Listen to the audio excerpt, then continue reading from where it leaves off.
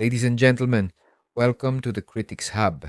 Let's now talk about Kamitsubaki City Under Construction, Episode 1. I gotta get used to that very long title. It's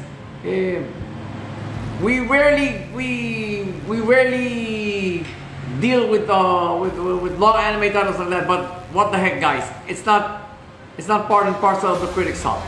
Let's do this. Pace. So the pacing was what you call this? Medyo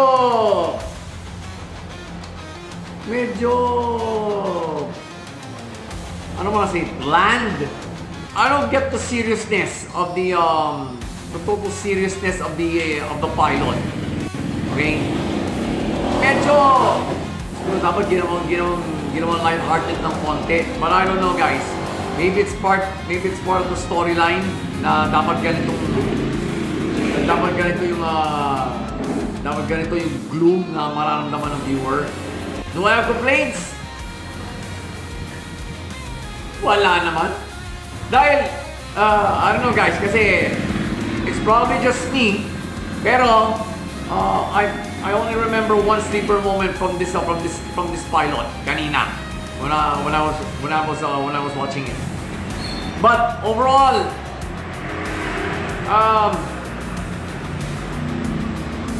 average yung pacing, pero dapat medyo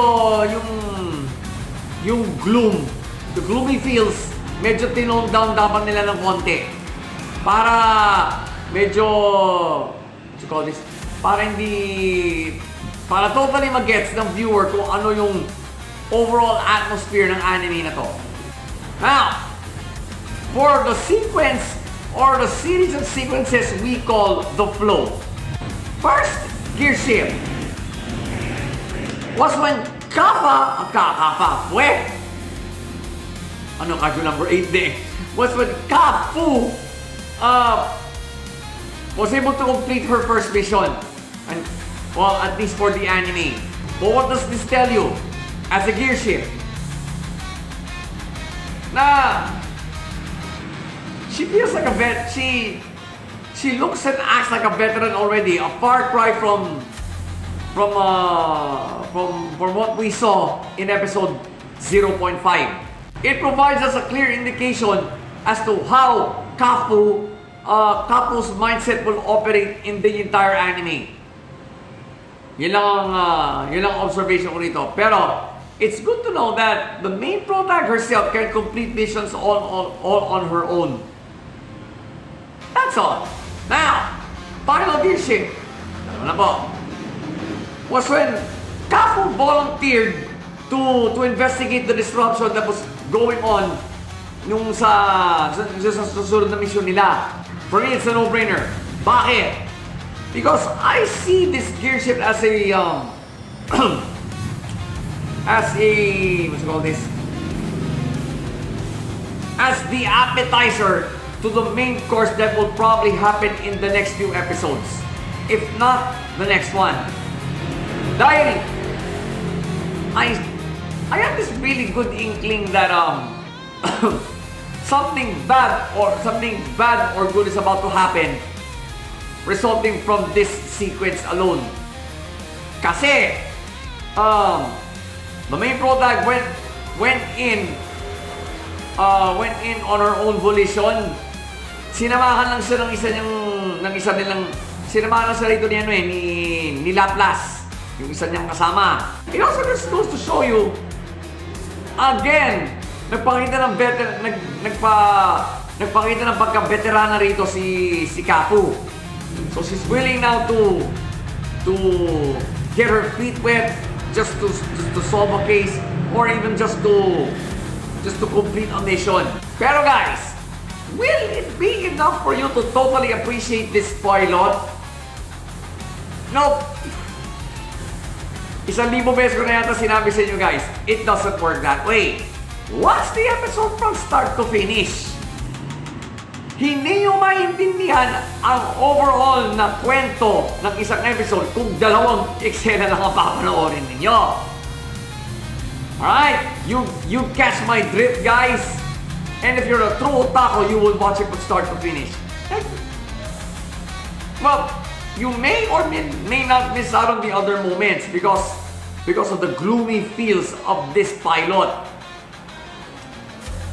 Pero besides that, you gotta watch it all throughout para maramdaman, para magkaroon kayo ng sarili yung take on this episode, especially your own gear shifts, so that you can properly draw up your own gear shifts.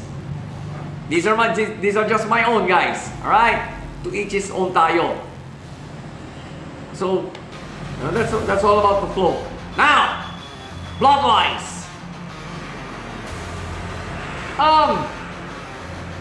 I think they've gotten rid of all the backstories and side stories in episode 0.5.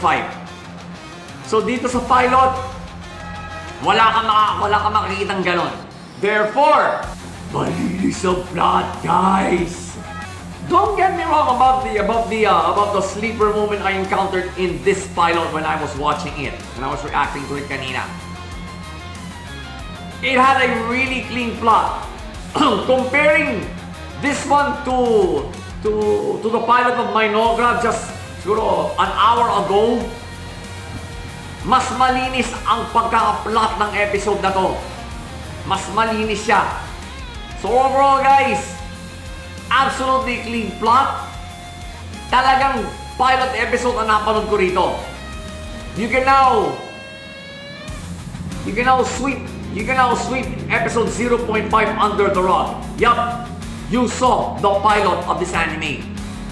So pace, flow, and plot all came together, and yeah, this anime is off to a great start. Not great, good pala. Off to a good start, and ito sasabihin ng mga ibang anime fans eh. Porket they'll be complaining about the animation style kasi CGI ito. Fuck the CGI, alright? We got a really good storyline. We got a really good storyline to deal with here. So,